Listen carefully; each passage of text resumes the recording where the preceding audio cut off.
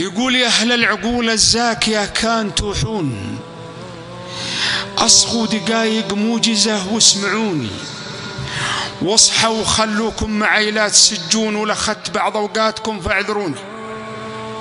كل الهدف لعلكم تستفيدون، واللي حصل عندي خطأ وجهوني، على الآخرة وأهوالها لا تغفلون، وأنا بعد من فضلكم ذكروني. البارحة ليلي هواجيس وحزون، والنوم عيا لا يوالف عيوني، طرى علي الموت والموت مضمون، لقفت عن الدنيا وهلها أضعوني.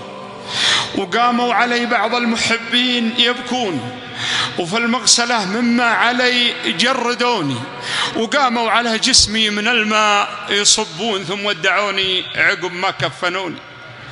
وتواعدوا على الجنازة يصلون، وصفوا وانا قدم الإمام عرضوني. ويوم انصرف وانا مسجى ومركون، فصغوا علي باكتافهم واحملوني. ثم اسرعوا بي في خطاهم يحثون، وتعالموا بجنازتي واتبعوني إلى منازل عالم ما يدوجون.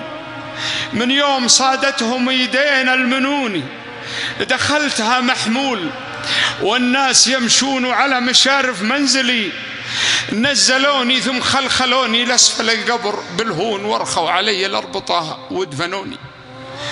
وقفوا وانا في باطن الأرض مدفون، الله يسامح كل من سامحوني.